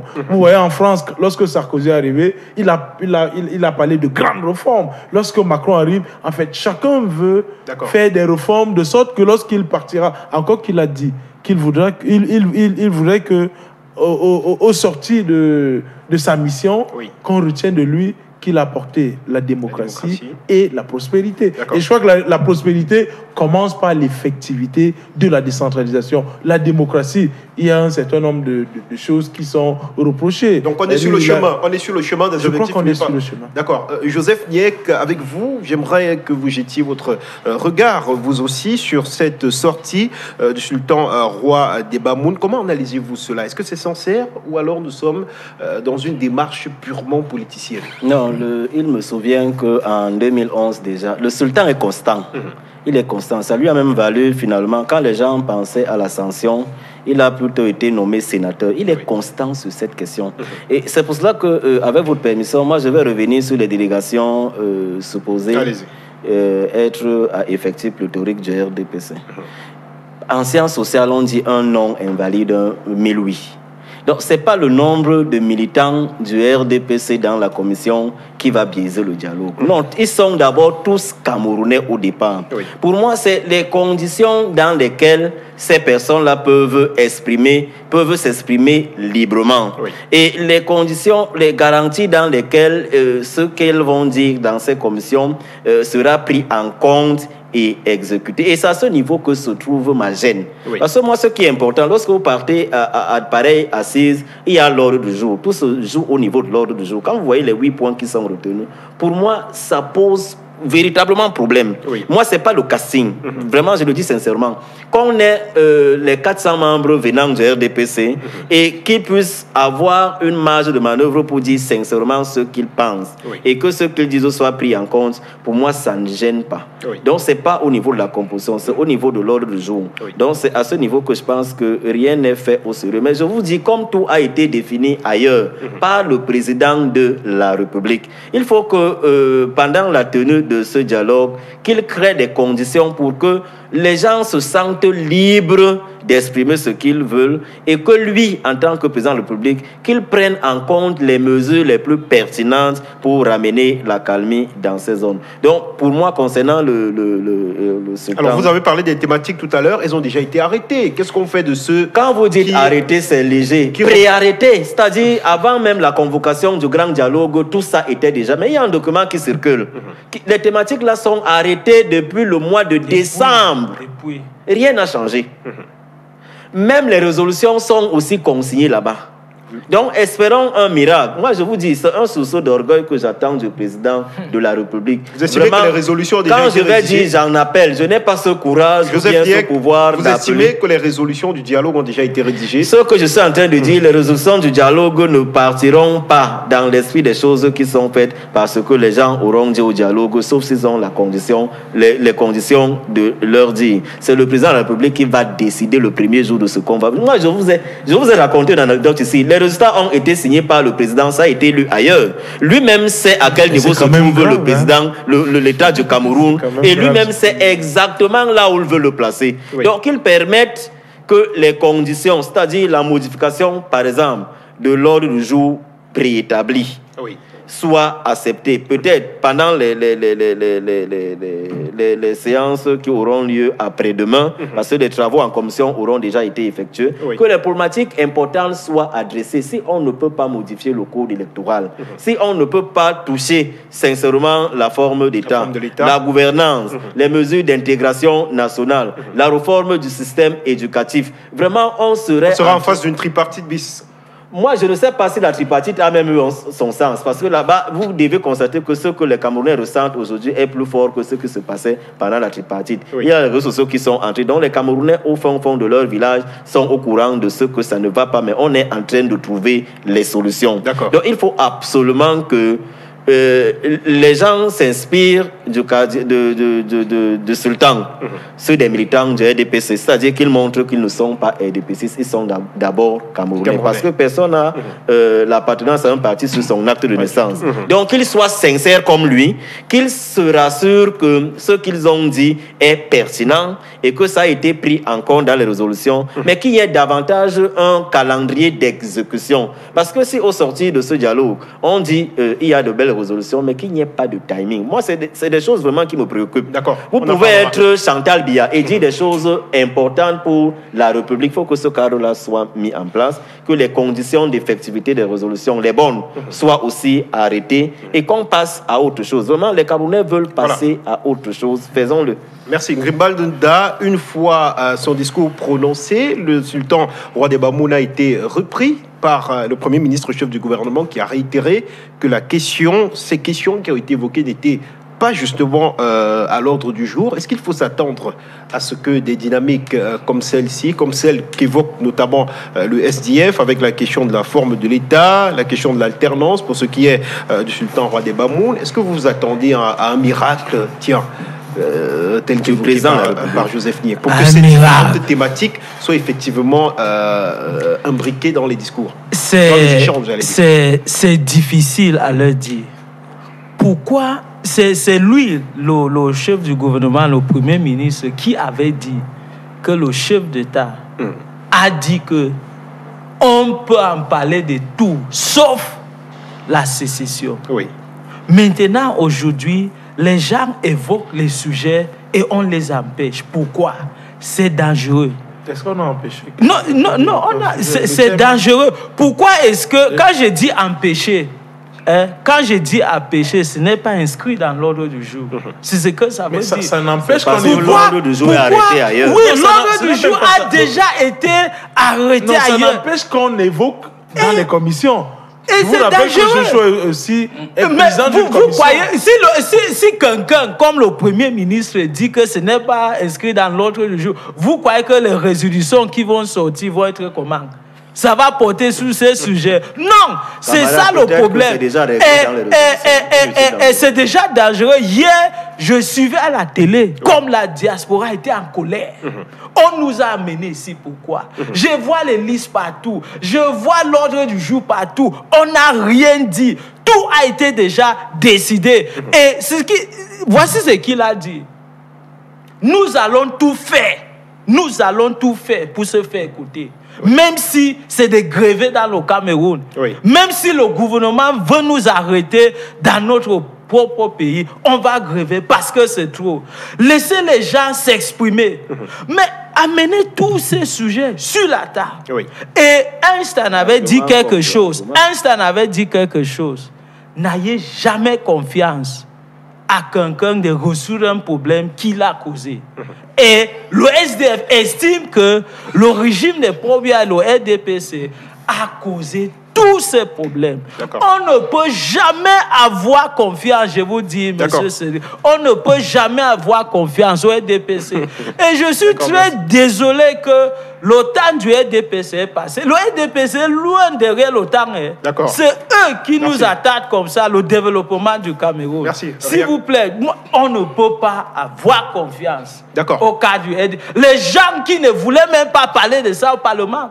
Mais c'est eux qui veulent venir présider toutes les commissions. Pourquoi? D'accord, merci. On va faire un dernier tour de table pour que chacun puisse dire un dernier mot sur ses attentes. Et peut-être avec vous, révérend pasteur, pour revenir sur le caractère purement religieux également qui a été apporté à ces assises avec les différentes religions qui étaient représentées à l'ouverture, catholiques, protestants, musulmans, un peu de tout. On a ramené comme quoi on aura également besoin de la protection divine pour que ces assises puissent également aboutir aux objectifs escomptés. La Bible dit clairement que celui qui bâtit sans Dieu bâtit en vain. C'est-à-dire, si tu veux faire un édifice, tu ne mets pas Dieu au devant de ton projet, tu bâtis en vain. Et c'est bon de me poser cette question parce que ça m'amène à répondre à un certain type de questions. C'est très important. Hier, un de tes collègues journalistes m'a appelé à 7h du matin. Il m'appelait parce qu'il me connaît. Il me dit, pasteur, voilà une femme qui a bu une décoction chez un de tes collègues pasteurs et puis elle est tombée dans le coma. Donc, il se pose un problème aujourd'hui de crédibilité. Qui est même effectivement pasteur? Donc, ce n'est pas parce qu'on rate partout qu'on devient pasteur. Je pense que c'est quand on peut tout faire ailleurs qu'on peut servir l'Éternel.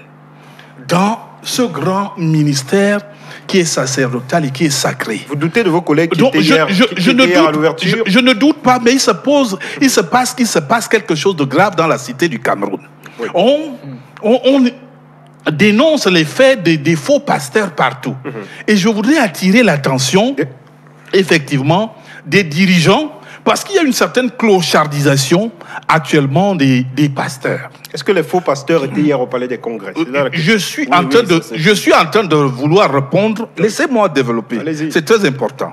Je dis donc qu'il y a une certaine clochardisation qui amène que, au jour d'aujourd'hui, c'est effectivement, comme disait mon frère Ateba Yéné, que certaines personnes deviennent des charlatans. Ils sont des charlatans et que le charlatan était celui qui fait ce qu'il n'a pas appris à faire. Mais au niveau du sacerdoce, c'est plus sacré encore. Il faudrait être appelé par Dieu pour être pasteur. Donc ceux qui étaient là-bas hier et qui sont là-bas, Ils sont des charlatans. Non, je ne suis pas en train de dire ça. Il y a là-dedans des vrais, parce que je connais certains qui sont effectivement des hommes de Dieu. Et je dis donc à l'adresse du président, là je m'adresse directement à lui, à l'adresse du président que il se passe que quand nous sommes dans le dialogue national, monsieur le président de la République, moi personnellement, on m'a insulté sur les plateaux de télévision Afrique Média nommément, avec des personnes que j'étais votre pion, que vous m'envoyez sur des plateaux pour parler à votre compte, or que je ne vous ai jamais vu. Donc, certaines de ces personnes aujourd'hui sont nommées même dans votre gouvernement. Je pense au ministre délégué de la Justice, M. Momo Jean de Dieu. C'était à Mondo Vision. Il m'accusait d'être un pion du RDPC. D'accord, on vous a trompé. Non, bon, maintenant donc, je dis ceci pour chuter. C'est très important. Je dis, Monsieur le Président, si vous avez donné récemment 1 milliard à mes frères musulmans pour aller à la Mecque acheter leur billet d'avion, pensez à ces pasteurs que nous sommes, qui faisons notre travail humblement et qui sommes véritablement insultés. Nous marchons encore à pied. Je n'ai jamais eu un radis, mais vendredi, j'étais sur j'étais sur un plateau. Quelqu'un me disait que lui, il a reçu 200 000 parce qu'il a déposé des suggestions au Premier ministère.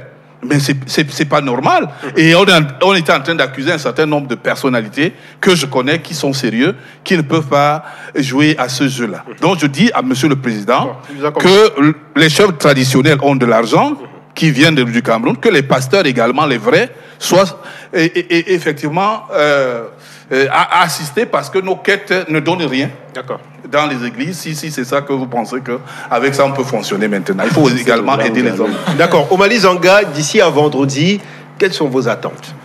Oh, mes attentes sont nombreuses. La première, c'est que les Camerounais se comprennent. Oui. Parce que lorsqu'on assiste à l'Agora, parce que moi je voudrais rappeler ici que le grand dialogue national s'assimile un peu à la grande démocratie grecque, où à la place publique, les Grecs se retrouvaient en fait.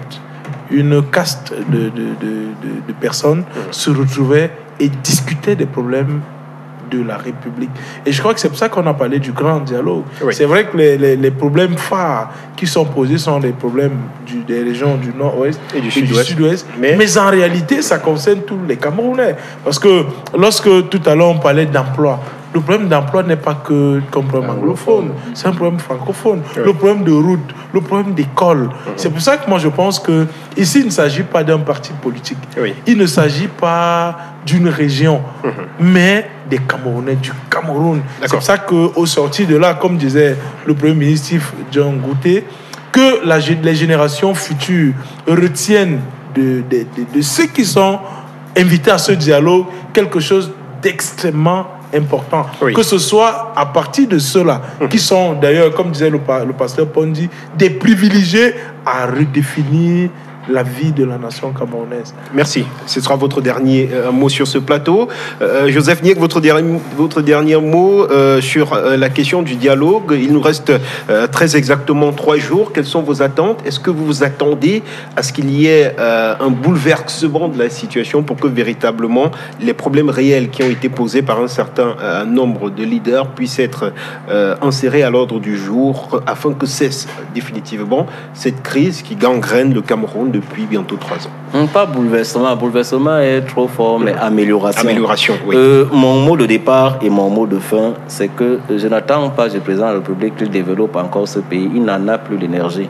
Mais qu'il le laisse au moins sur les rails. Oui. Donc, j'attends de lui quelqu'un de cet âge qui n'a pas peur de mourir, qui pense aux générations à venir. Donc, qu'il fasse tout ce qu'il faut faire, tel que les doléances ont été recensées à l'ouverture hier, pour que les problèmes au départ du nord-ouest et du sud-ouest, qui sont finalement les problèmes des Camerounais, soient résolus.